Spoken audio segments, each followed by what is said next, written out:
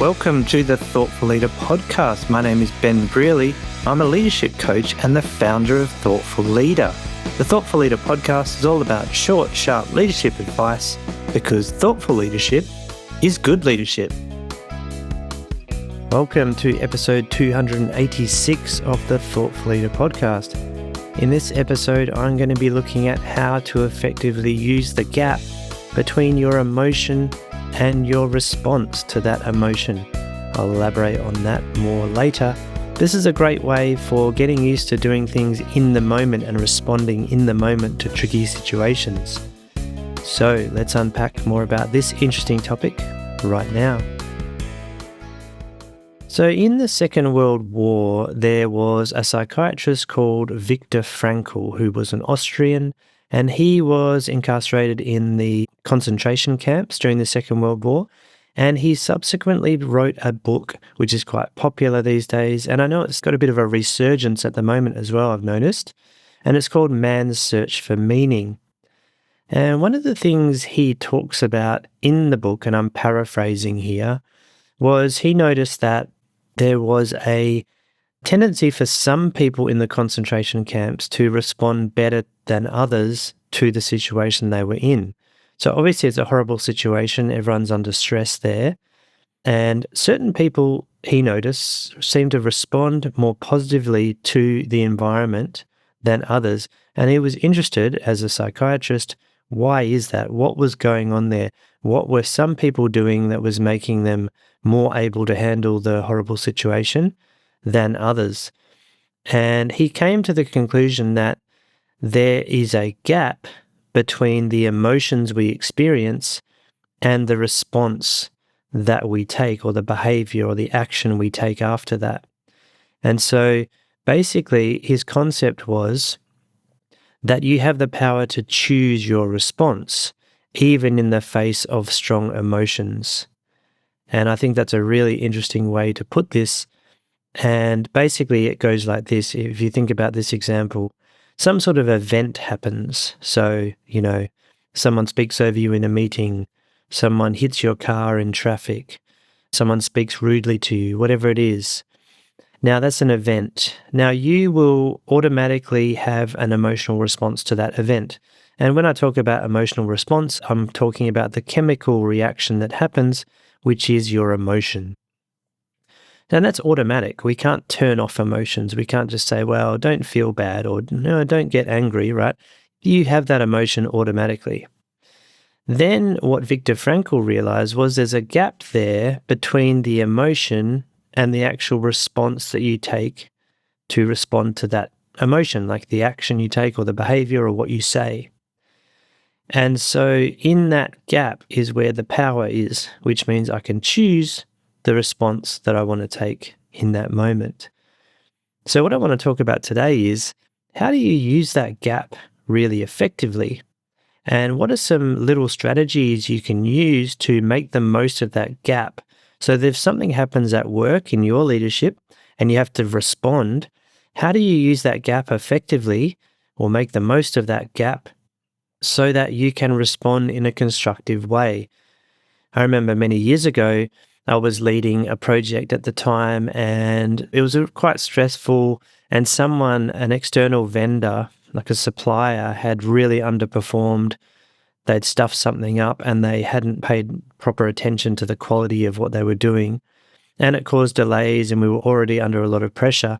And I remember I was so stressed at the time, I had an emotional outburst where I basically yelled at them, which is out of character for me. I don't usually do that sort of thing. And I still to this day think about that. And of course, after the event, I apologized and tried to make things a little bit better. But the point was, I did not use the gap effectively in that situation. I basically went straight from emotion, which was anger or frustration, to action, which was to yell at the person and tell them they did a crappy job. And there's lots of different ways I could have handled that better. So this is when I got really interested in this gap concept and, what is this and how can we make the use of this gap? All right. So how can you make the most of the gap? And these little techniques are cool to try and to practice and to think for your own examples, because It'll depend on who you are and what your preferences are in terms of how you respond to these techniques. Now, one of them is very simple, and I heard this on an interview a few years ago with a high-level banking executive, and someone was interviewing him and saying to him, "Oh, how do you maintain your composure when you're in the courtroom and the judge is, or someone is questioning you, the lawyers are questioning you on fraud allegations and all this sort of stuff?" Now, this person wasn't a criminal, but he had to front the tribunal for various banking issues. And he basically said one of the things he does to stay calm is to always have a drink of water available, so a glass of water or a bottle of water. So when someone asks a tough question, he can take a sip of that water, and he has, in that moment, created a little gap for himself of 2 to 3 seconds where he's drinking the water, where he can start to go, okay, what am I going to say? How am I going to respond to this thing? And you might think, well, that's not very much time, and it's not. But actually, once you do that more often, you'll get practiced at that, and your mind can come up with something while you're taking that little break. So I thought that was a pretty cool one in terms of very simple, because often you have a drink of water or a drink of coffee next to you, whatever it is, in a meeting, for example. And if you have to, in the moment, respond, you can take a sip of water first to give yourself that space so that you don't just act on your immediate impulse necessarily. The second interesting way I thought that I've heard before, and I run training sessions, and sometimes we talk about, okay, what are your ways that you can use this gap? And another one is taking a breath, and that's very simple, but you might take a deep breath before you respond to something. So in a meeting, maybe something happens and you get annoyed or frustrated, and you just take a breath, take a deep breath. It's something that you can do quite easily. People won't necessarily notice you doing it, but you can do that to maintain a sense of calm in the moment. Another technique I've heard people use, which I think is quite interesting, is to recite a nursery rhyme in your head, which sounds silly, but what that can sometimes do is kick in your thinking brain, or your neurocortex in your brain, which is the thinking logic part of the brain, and it can prevent that fight or flight response from taking over. So sometimes people recite a nursery rhyme in their head to stop the automatic fight or flight response, which can happen. Another thing that people like to do, and I do this myself sometimes, is to say some sort of a mantra to themselves. Like some people might say, stay calm, or take a breath, or it's okay, or pause, or I've got this. Whatever it is, whatever your own personal mantra is, can be a really handy thing. And so saying a mantra in your head, or even quietly to yourself, could be a way to give yourself that little pause to help you choose your response instead of acting automatically. Another simple thing that people do is they take a pause, and they do things like count to 3 in their head, for example, and that once again gives you a little bit of space. Because in a tense situation, like a meeting or something like that, you might feel like you have to respond immediately, but actually, if you give yourself a couple of seconds, no one's really going to notice that. What they might do is perceive you as a more calm and in control leader, because you're taking the time to respond and gather your thoughts rather than blurt them out automatically. Another technique that I've used in the past, which is really useful, and a lot of people favor this one as well, is maybe you get a dodgy email that really annoys you, and your temptation is to immediately fire back and respond in an aggressive way about that email. Now, there's a couple of different ways to handle that. Sometimes you can leave it, you can write your response, leave it as a draft and don't send it till the next day, or wait a couple of hours. Or you simply wait till the next day to respond to that email. So you force yourself to not email back straight away. And often that gives you the space to process that more effectively. Another technique that sometimes people use is they ask a colleague, they write their response, and then they say to their colleague, hey, can you read this for me? Is this an okay email? And sometimes people say, well, no, I wouldn't send that because you sound really aggressive. And that allows you to tone it down. So depending on the situation, you can incorporate the gap this way, which is to leave an email for tomorrow or get someone to review it or something like that. So that can be another one. And another simple way to use this gap between your emotion and response is to simply take a break. And that is go outside, go for a walk, go get a coffee, exit your current situation if you can. And that can be appropriate also if you're in a tense discussion with someone and you suggest, hey, let's just take a break for a few minutes and we'll come back and reconvene.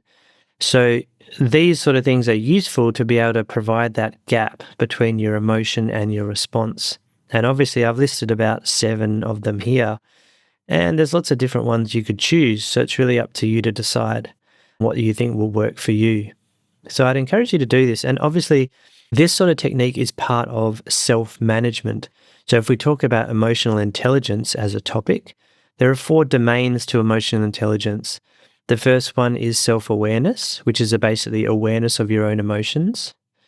Then the second one is self-management, which is being able to manage your response to those emotions. The third one is social awareness, which is about understanding other people's emotions and reading the room effectively. And then the fourth one is relationship management, which is all about managing the situation when you're sensing emotions in others. So this episode is really dealing with the topic of self-management, which is something that a lot of people find a struggle, particularly if they're at work and they feel frustrated and upset or angry. They do sometimes find it hard. And self-management was always my hardest one to improve. I always found it tricky to basically improve my self-management, which is why I started also doing activities like mindfulness meditation, which I do every day in the morning for 10 minutes. And that over time is another way to actually help yourself become more in tune with your emotions and the way your body feels so that you can be aware when you're shifting into a heightened state. You might be getting upset or frustrated or angry.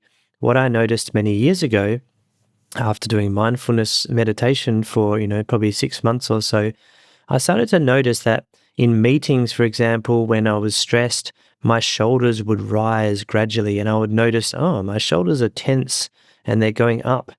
And then I would know, oh, something's making me stressed in this meeting. All right, let's calm down, let's relax my shoulders.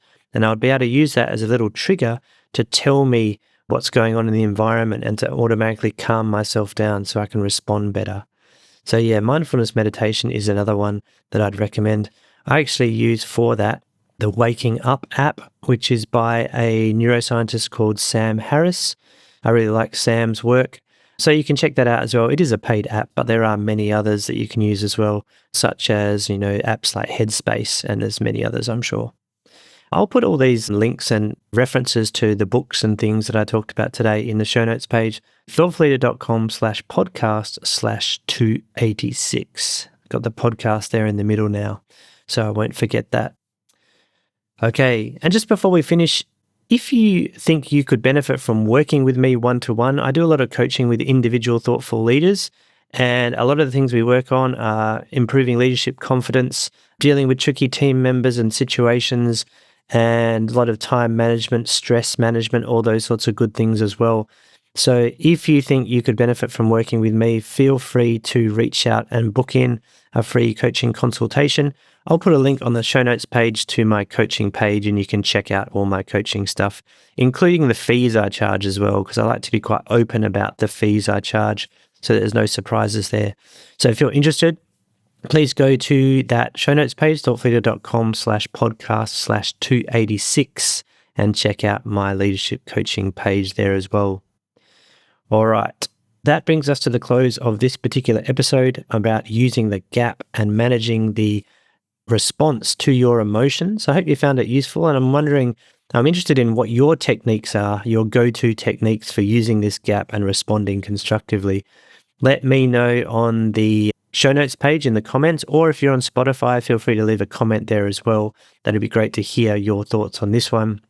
And don't forget, if you like the podcast, put in a 5-star rating for me. It really helps me get the word out and helps other thoughtful leaders just like you find this podcast. All right. Thank you for listening. Keep up the thoughtful leadership as usual, and I'll be back next week.